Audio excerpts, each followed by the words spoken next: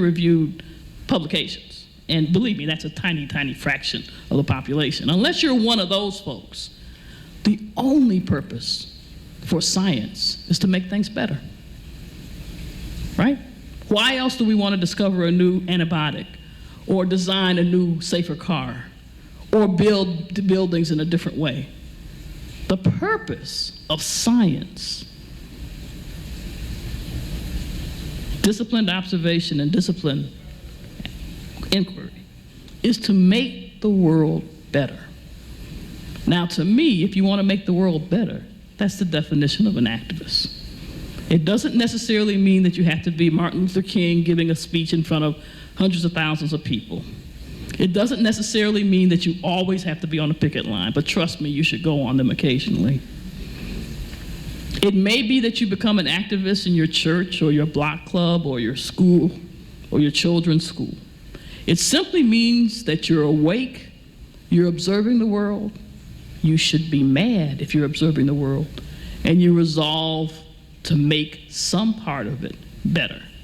If you do that in an organized way, in a thoughtful way, and in concert with other people, then I think we'll be honoring the woman that we're here today talking about. Well, I just want to say thank you and run. I think everybody said some great things, and I've really enjoyed the session, but I guess I should try and earn my keep here. First off, I certainly and wholeheartedly agree that anybody entering the field, that one of the best ways to start is to read Alice Hamilton's book. It was one of the first books I stumbled on back in '73 when I started in the Kettering Library, and it was already dog-eared, pages were falling out. But I got through it, and you know, I think it was back at a time where it led me then to grab as many of those books back then that were coming out. You know, Muscle and Blood, Silent Spring had just come out, things like that. There was a real activism feeling going on, and I think that kind of pervaded and did allow things to move forward somewhat. One of the quotes in Alice Hamilton's book that I looked at talked about occupational diseases and their impact. And she says, ultimately, the community has to deal with them. And it's not just the workplace, it's a community problem. And I think we need to keep that in mind as we go ahead and try and get people involved from that standpoint. We've lost a little bit of that. I think maybe through some unintended consequences, and I deal with that quite a bit as a regulator primarily here. That's been my career. The first thing I did preparing for this was kind of think about where we are compared to where we were. And I looked at our sampling results just in this region, just for the 60 to 70 IHs that work with us in OSHA in this part of the country.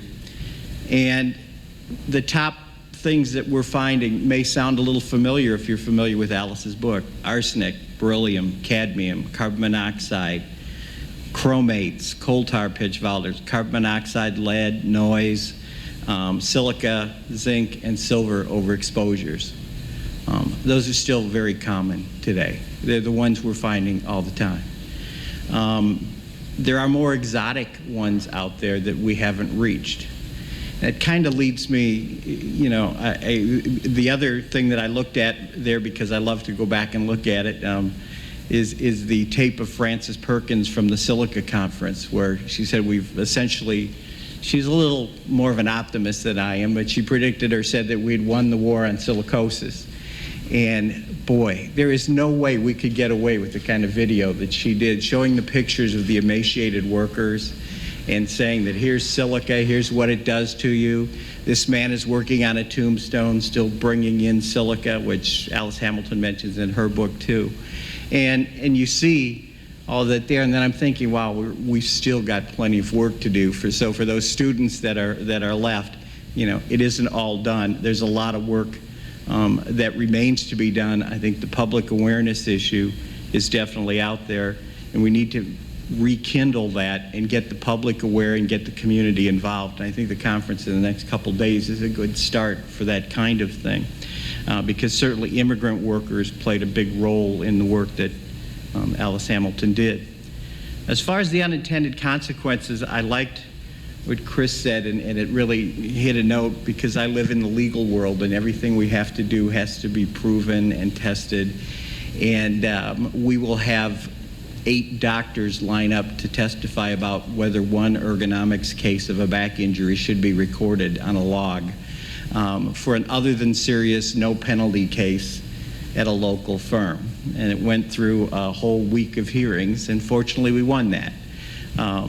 Unfortunately, the company has now appealed, and I'm worried again that we'll have to line them all up and do it again.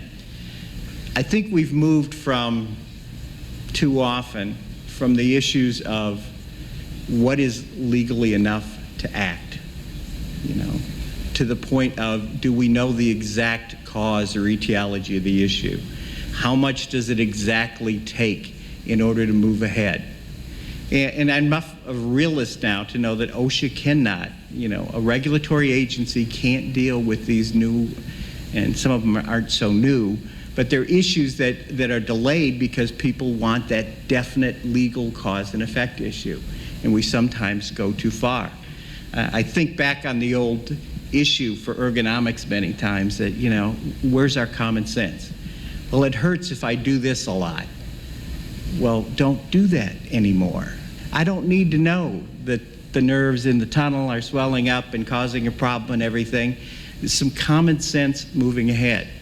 I'm a little disturbed about things like popcorn lung and diacetyl and how long it's taking us to really focus and get a control limit or some kind of rule out there that says take care of this. Now, I believe many companies have acted. We've looked at as many as we could find, and they have put a lid on the operation, which, now there's a novel thought. Control it and use ventilation. Again, we're waiting for the legal aspects to come full round before we're willing to commit the dollars and the resources to say we need a rule, where practically speaking, it's just common sense. Move ahead. I mean, I can deal with silica overexposures and chrome and lead and things, but some of the issues even involved at the Hyatt that are coming up, the housekeepers and the lifting and the housekeeping, that's a tough sell right now to take into a legal court and say, I've got a case where I want a general duty clause violation that we could litigate and get an affirmed citation forcing the company to move. It's an issue. It's a problem. And if people don't pay attention, it's going to cause a lot of pain and suffering, and people are going to pay out a lot, and companies eventually will have to change their ways. But I think we do get hung up many times on some of these issues of unintended consequences. Just one last area, because it's really a pet peeve, is record-keeping issues.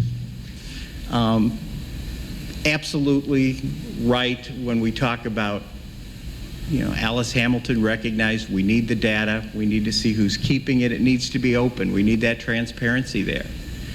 Right now, I would characterize many of the programs that we run into on record keeping in industrial plants, not the majority, but a fair number, are based on fear and deception. Fear for the workers to report because people are getting fired. And I'm talking primarily about smaller operations, not necessarily the major companies, but there are many major companies that are going out of their way not to record. The ergonomic case of recording was from one of the major companies in this part of the country. I think that's a real problem. We do have to have real data, and we have to get people to record, and we have to report it so that we know where we are and what kind of progress there is. Because I don't think in the disease area we've really scratched the surface and really do know what's out there. We've had other cases recently dealing with hearing